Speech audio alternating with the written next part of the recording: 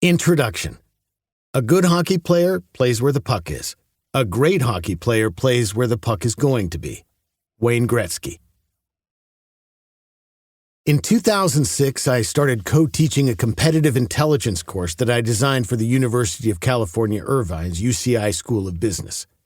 The final exam was 8 hours long. To this day, it holds the record for the longest final exam in the UC system. Of course, the students balked after reading through the syllabus on the first day of class. "What?" they collectively exclaimed. "You're putting us through an 8-hour final exam? Are you crazy?"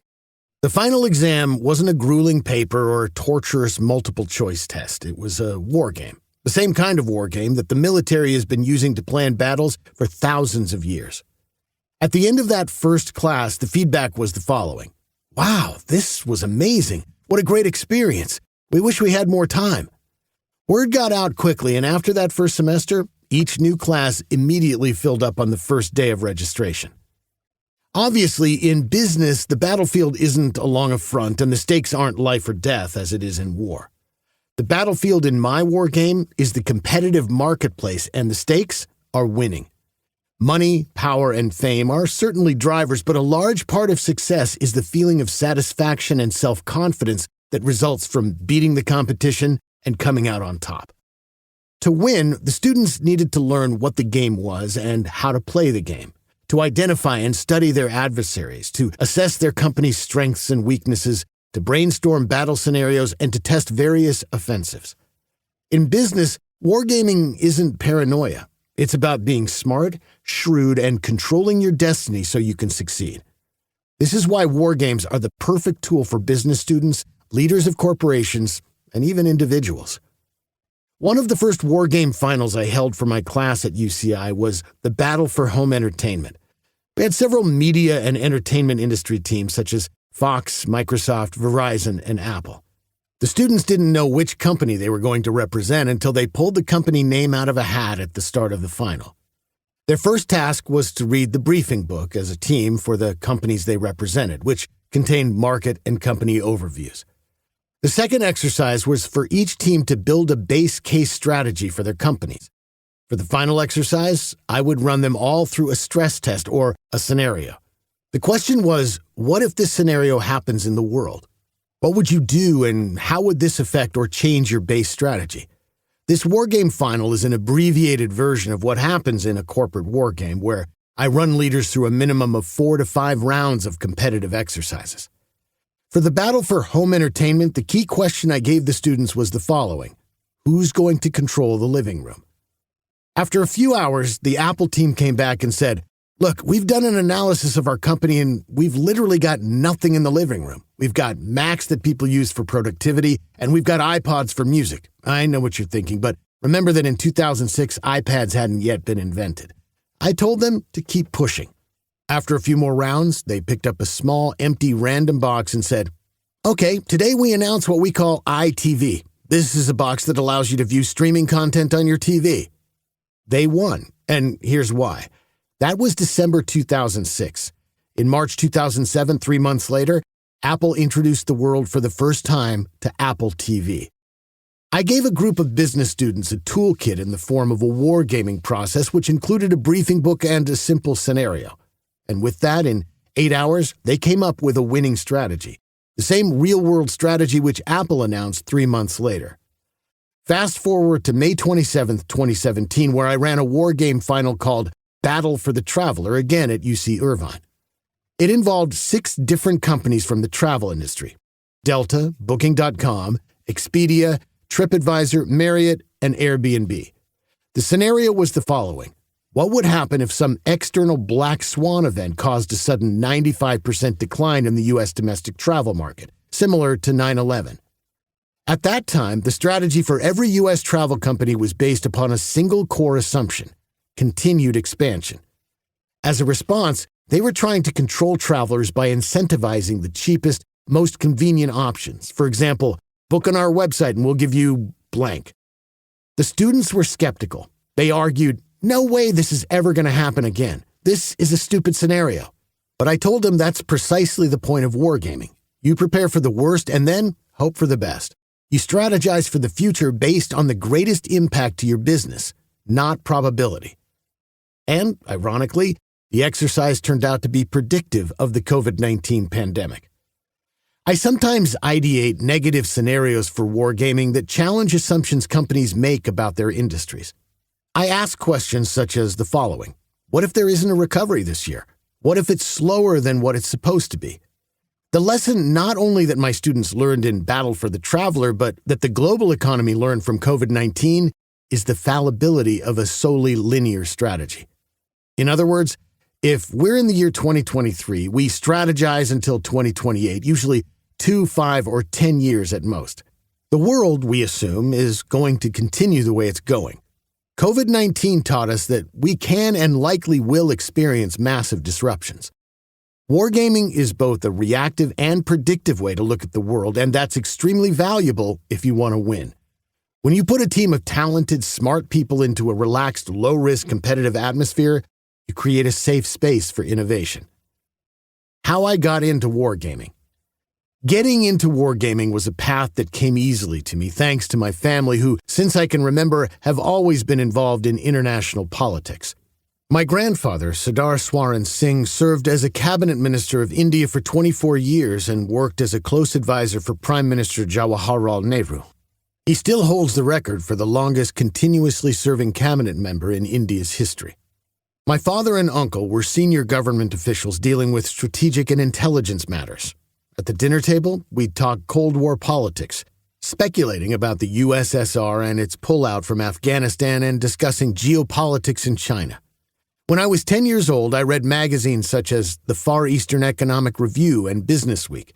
This all was like a master class on higher-level strategic thinking. These lessons from my childhood came in handy when I went to university in Switzerland. I was taking a marketing class and we were doing a case study around Southwest Airlines strategy. My roommate and I were more interested in playing PlayStation than the class. One day while we were playing, we realized we were once again late. We literally did the homework running to class. When the teacher asked, "Who knows this break-even point for Southwest?" I kept quiet, but my friend nudged me. I whispered, "No, I don't know if it's right or not, and he's scary. I don't want to be the focus of his attention." The teacher saw and asked, "Do you have something to say?" I put my number on the board and he said, "Yeah, that's the right answer." I was the only one who gave the correct answer, but it wasn't because I spent hours and hours doing it. The teacher was surprised. A few students in the class worked for a competitive intelligence consultancy. They asked me, "Hey, do you want to work on some projects with us?" I said, "No, I've got all these other things I'm doing." They came back a week later and asked again. The project was doing research to map out the competitive global supply chain for a pharmaceutical product in the U.S. about to go generic. I agreed to help, and that project went really well, so I worked on a few more projects until they recruited me to run a whole practice in Europe by the time I graduated. Early on in my career, I started asking myself, are there other ways to do this that might make a bigger impact for my clients? I wanted my clients to make decisions based on data versus guessing. At the time, I was teaching a class on competitive intelligence, and in parallel, a colleague was teaching a class on wargaming for corporate strategy. I saw that in wargaming, you build decisions based on data. You have a direct line on what's going on. This is very different from a traditional consultancy. Usually, if you hire a consultancy, they tell you, here's what the answers are and we're the smartest people in the room, so you should believe it. What really got me into wargaming was observing my students. It made me think that if a company can build strategies on data and get experience, then they can accelerate their learning. I prefer having people in a company use a toolkit of proven techniques that work for them to come up with their own outputs, just like my students. And now, after running over 200 war games, I believe this methodology is fundamental to any company's success. What I tell my clients is that in a complex global and competitive world, formulating a plan without testing it is the equivalent of walking into a battlefield without the right weapons or a plan to win. Wargaming helps companies understand and defend against external threats. It answers questions such as the following. How is the marketplace changing? Where and what are our competitors investing in? How is the competition targeting us? How are our competitors preparing for these anticipated changes? It's not uncommon for organizations to be too inwardly focused when developing their strategies and tactics. This isn't sustainable in the long run. Wargaming is a powerful, effective tool for dealing with situations when a strategy might not work. And the only way to find that out yourself is by testing it. In over 25 years as a consultant, I've discovered that it's easier to deliver good news because when it's good news, everyone loves you. I had a chief financial officer run with my good news. Even though it was untested, he didn't care. The result was a $200 million upside to the business. But when I give bad news like, your strategy's not going to work, you're not going to meet your targets, and your stock will suffer, I'm essentially calling their baby ugly. Naturally, they respond, you don't know what you're talking about, or find a multitude of reasons to justify in their minds why the bad news is flawed. If someone disagrees, I tell them, if you disagree, you might know something that I don't, in which case, please tell me why and I'll change. I'll add to the evidence. I'll add to the assumptions and I'll change my conclusion. Or maybe I've told you a hard truth that you didn't know and you don't want to receive it. Now the conversation evolves from, you don't know what you're talking about, to, let's have an honest conversation internally and walk through this in a safe environment. This puts us in a prime position for wargaming. It's a safe internal environment where we can challenge, test, and formulate assumptions before finding out the hard way in the marketplace. And nobody wants to find out the hard way. Untested strategies, aka ugly babies. Some companies might have a strategy, but it hasn't been tested. I'm sure you've read about how Blockbuster had a meeting with Netflix where Blockbuster basically told Netflix their baby was ugly. Blockbuster argued their assumption that people want to come into a store to physically browse movies and then choose one and go home. Netflix argued that no, people don't want to do that. They want the movies to come to their mailbox within a day or two. Then they offered to sell themselves for $50 million to Blockbuster, and Blockbuster laughed them out of the room. Netflix is now a $150 billion company, and Blockbuster's gone from a few thousand stores across the U.S. to one. Yahoo was offered a chance to buy Google for only $1 million in 1997. At the time, Google was a fledgling startup run out of a garage, but the founders, Sergey Brin and Larry Page, had invented an algorithm for search. Yahoo was buying plenty of other Silicon Valley startups, like another search engine company called Net Controls for $1.4 million. Even so, they passed on the deal of a lifetime because they wanted to keep people on the Yahoo homepage, which was loaded down with banner ads. The same thing happened to MySpace. In 2005, Mark Zuckerberg offered to sell Facebook to MySpace for $75 million. MySpace turned him down. A few months later, Zuckerberg came back and said they could buy Facebook for $750 million, the entire company. Again, they said no. MySpace was acquired by News Corp for $580 million in 2006. In the fall of 2007, Microsoft bought 1.6% of Facebook for $240 million at a $15 billion valuation. That same year, the co-owners of MySpace negotiated a scant $50 million two-year contract with News Corp. Facebook by that time was earning twice the traffic. Failure to execute. Neglected babies. Some companies have tested their strategies, but they can't execute. Kodak had the intellectual property for digital photography and the technology, but they misinterpreted the market and assumed digital to be an expansion of their core business rather than an entirely new business. Ultimately, they bet on analog continuing, and it cost them. Toys R Us made the same mistake. They also saw the disruption in the market, but they bet on specialty retailing as their core business and e-commerce as an enhancement.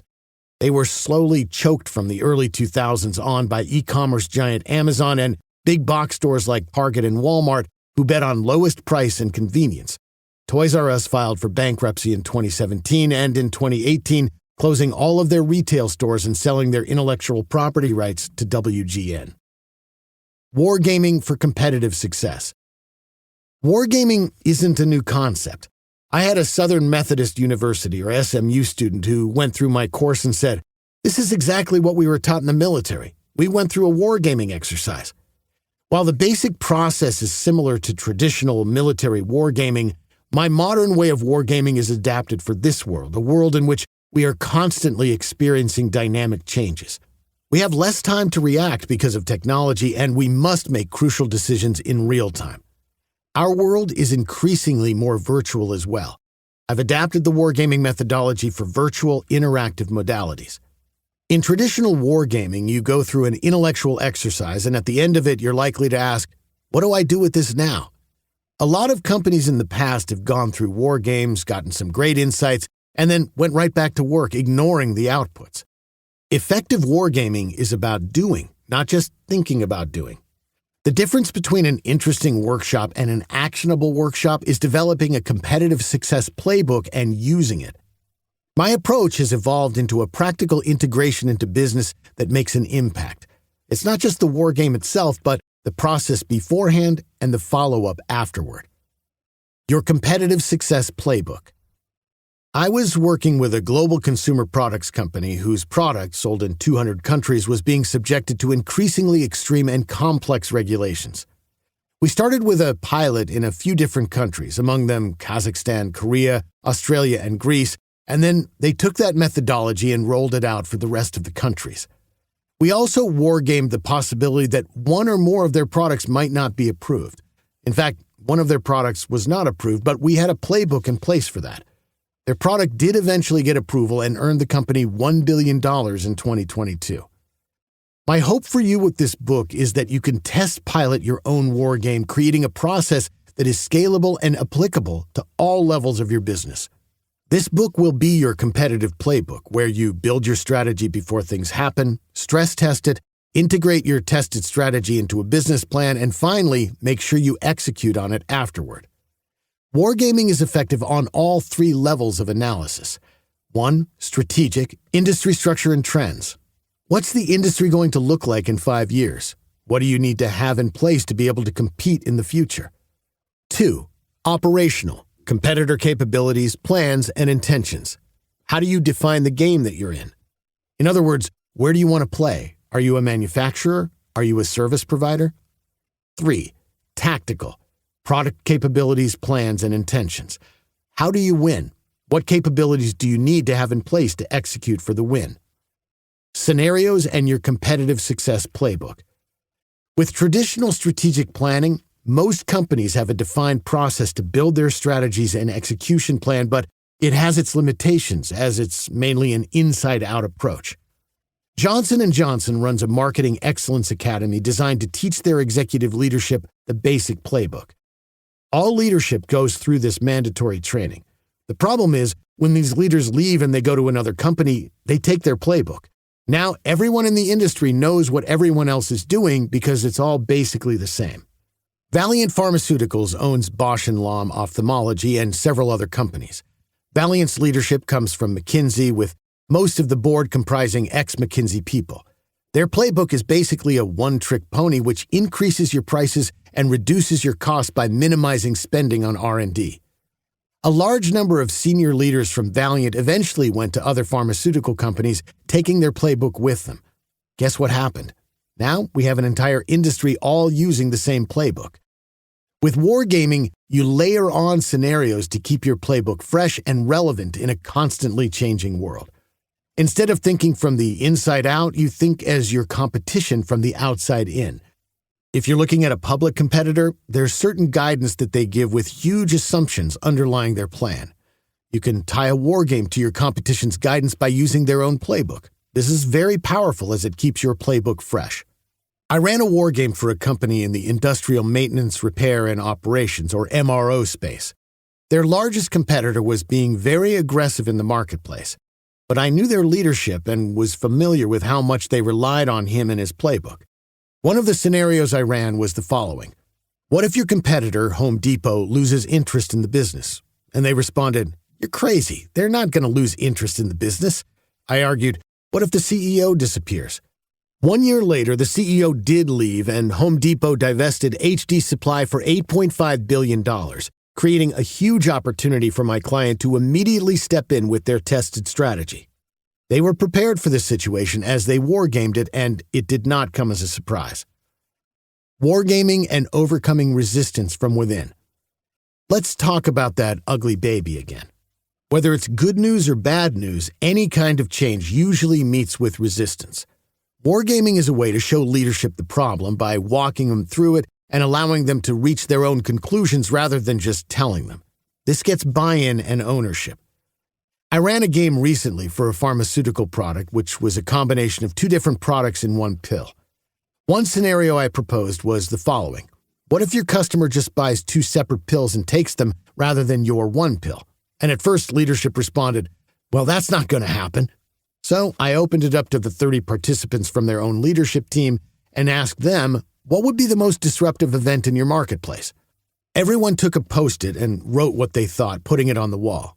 Then I gave them all 2 stickers, one for each vote, and asked them to vote on the 2 events they thought would be the most impactful to their marketplace. And within 2 minutes, we had prioritization in the form of the top 10 scenarios. We only had time for 3, so we tackled them all. Among them, what if our customer just buys 2 pills? This did in fact happen, but this way it was their idea, not mine, and having wargamed it, they had a playbook. By wargaming, you open your mind to the fact that anything can happen. You don't want to find out that your strategies are going to get trumped by the competition and you lose millions of dollars. Winning is the whole premise of doing a war game. This book can help you win. If you want to win, keep listening.